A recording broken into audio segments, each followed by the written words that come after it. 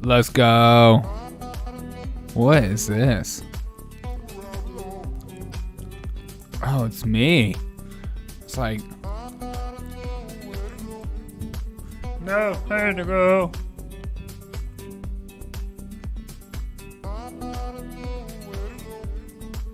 Let's get into this.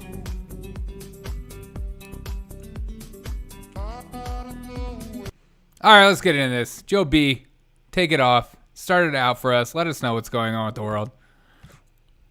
It's an honor to be with all of you today. Dude, and it's an honor to be here with you.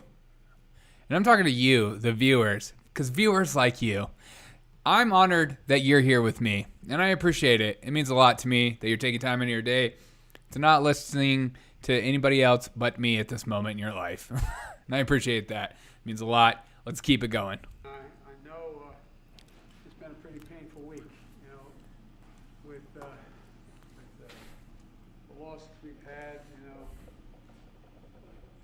a good friend, S.C. Hastings, which I knew a long, long time, and to lose him is losing a piece of I don't know what, just losing a piece of something.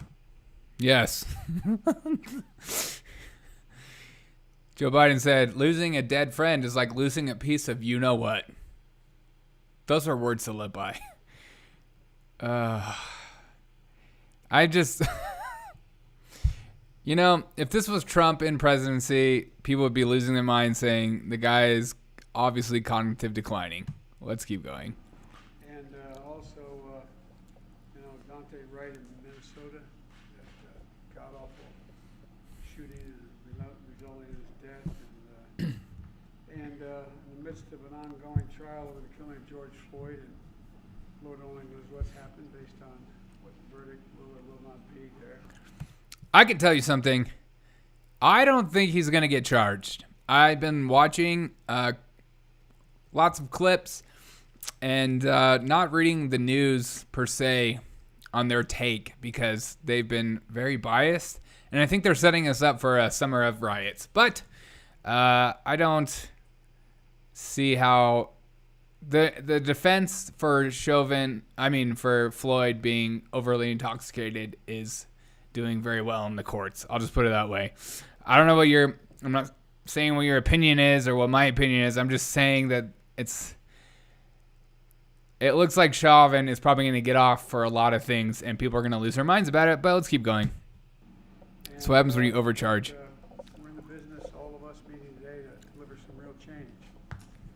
When we took office, having talked with Jim at length about this, every single aspect of I just want to apologize. I just realized how low Joe Biden was, and now I got to re-turn him up on everything. So, once again, I've had to turn up everything to the max just so we can hear Joe Biden speak. I don't know what that... He's just tired. He needs his nap. Let's keep going. The executive order, every single aspect of our government, including every agency, has as a primary focus dealing with equity. Equity, there's that name. We talked at length about He's not joking. And not only, but we also have an awful lot of things we have to deal with, not when it only comes to police, when it comes to advancing equality, economic opportunity. Cedric always says the thing that he would drive him crazy is Cedric the Entertainer. Everybody, when they want to talk about equity in the black community, talk about prisons. Well, that's part of it, man, but that's not, it's about income. It's about being able to earn a living. It's about being able to be in a position where you have economic opportunity. And so I look forward. Let me just stop something right now. Joe Biden's talking about economic opportunity in low-income neighborhoods. Do you think the riots all summer long helped that at all? I mean, the riots that you were encouraging and saying it's a good thing, like Kamala bailing out people. Yeah. I think that did a lot to destroy communities. But let's not talk about that. It's a white, racist, systemic issue that we need to deal with. It's not what examples like this summer did. Okay. That's controversial. Don't say that. Discussing all these priorities, the CBC priorities, and the goals you have for the community, but quite frankly, for the goals you have in the community are good for every community. And I'd like to spend some time on the American Jobs Act, which I every community, think every some community. of you actually helped me put that together with the ideas you gave me early on. And I think we can make significant changes. In the last little bit of legislation you helped me pass, we reduced child poverty and we reduced poverty in black communities significantly just by that He's act going alone. down. One of my objectives there is overall objectives to make those changes permanent. You've been leading that one for a long time, pal. And so, anyway, we got a lot to talk about. Anyways, I'm done speaking so vaguely about everything going on. And I'm looking forward to having this meeting with the Congressional Black Caucus, and I think we can get a lot done. So, thank you all for joining us. I love the press.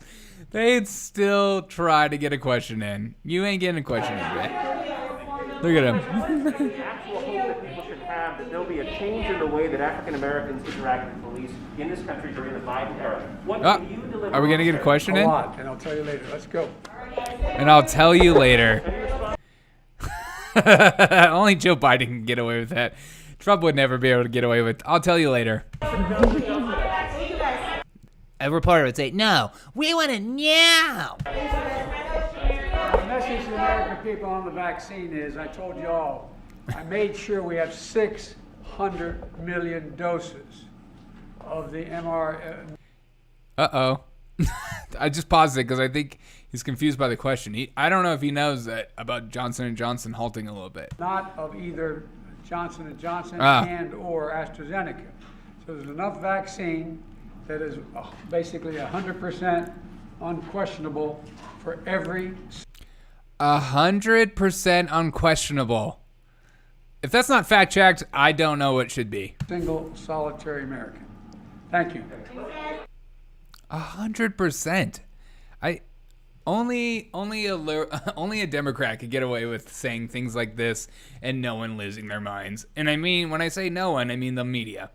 But anyways, so that was what happened today. Let me know your thoughts on the comments below on this, this little presser meeting.